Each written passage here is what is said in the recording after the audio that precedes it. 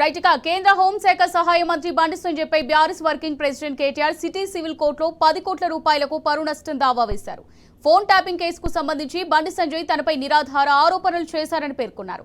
తన పరువుకు బండి సంజయ్ భంగం కలిగించారని పిటిషన్లో కేటీఆర్ పేర్కొన్నారు.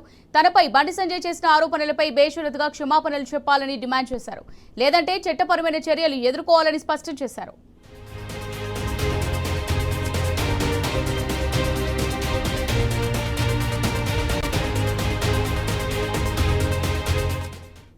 రైట్ గా దీనికి సంబంధించి మరిన్ని డీటెయిల్స్ మా క్రైమ్ బ్యూరో చీఫ్ భాస్కర్ అందిస్తారు. భాస్కర్, మరి కేంద్ర హోంశాఖ సహాయ మంత్రి బండి సంజయ్ పై బీఆర్ఎస్ వర్కింగ్ ప్రెసిడెంట్ కేటీఆర్ పరువు నష్టం దావా వేసినట్టుగా తెలుస్తోంది. మరి దీనికి సంబంధించి పూర్తి డీటెయిల్స్ ఏ విధంగా ఉన్నాయి?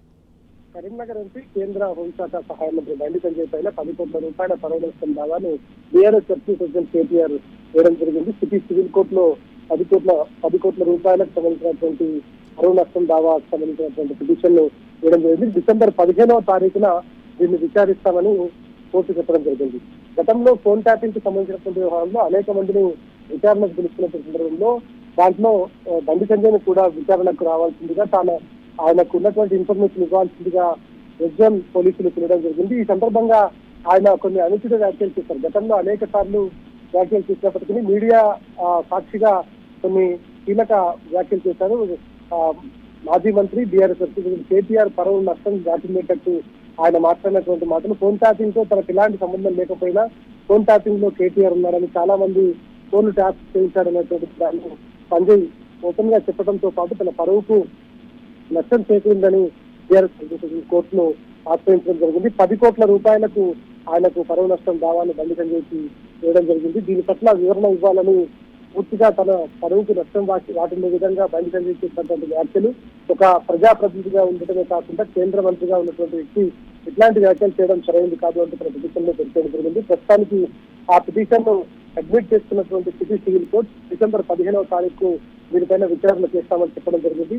గతంలో మంత్రి కొండా సురేఖ పైన కూడా 100 కోట్ల రూపాయలకు బీఆర్ఎస్ ప్రెసిడెంట్ కేటీఆర్ పరువు నష్టం వేయడం జరిగింది. దానికి సంబంధించి ఆయన కోర్టుకు వెళ్లి తనకు ఉన్నటువంటి సమాచారాన్ని అంతటినీ కూడా కోర్టులో చెప్పడం జరిగింది. ఇప్పుడు ఈ పిటిషన్ కి సంబంధించి కూడా పిటిషన్ అడ్మిట్ అయింది కాబట్టి ఒకవేళ పిటిషన్ ని కూడా పిలిచి విచారించే క్రమంలో తను ఎట్టి పరిస్థితుల్లో న్యాయస్థానాలపైన గౌరవం ఉన్నటువంటి వ్యక్తిగా ఒక ప్రజాప్రతినిధిగా ఉన్నాడు కాబట్టి నేను అవసరమైతే అక్కడికి వెళ్లి ఉన్నటువంటి ఇన్ఫర్మేషన్ అంతటి కూడా చెప్తారని చెప్పడం జరిగింది. ఈ సందర్భంగా మరి కోర్టు దీనిపైన ఎట్లాంటి చర్యలు తీసుకుంటుందో అనేటువంటి చూడాల్సిన అవసరం కనిపిస్తోంది. ఏది ఏమైనా కేంద్ర మంత్రి అయినటువంటి వ్యక్తి, ఆయన ప్రజాప్రతినిధి అయినటువంటి వ్యక్తి ఇట్లాంటి వ్యాఖ్యలు చేయడం సరైనది కాదు అనేటువంటిది బీఆర్ఎస్ చెప్తున్నటువంటి నేపథ్యంలో ఆయన ఎట్టకేల కోర్టును ఆశ్రయించారు. మరి కోర్టులో ఎట్లాంటి ప్రొసీడింగ్స్ జరుగుతాయి, కోర్టులో జరిగినటువంటి ప్రొసీడింగ్స్ తర్వాత ఎట్లాంటి ఇన్ఫర్మేషన్ వస్తుంది, ఆ తర్వాత సంజయ్కి నోటీసులు ఇస్తారా, నోటీసులు ఇచ్చి విచారణ పిలుస్తారా అనేటువంటి మాత్రం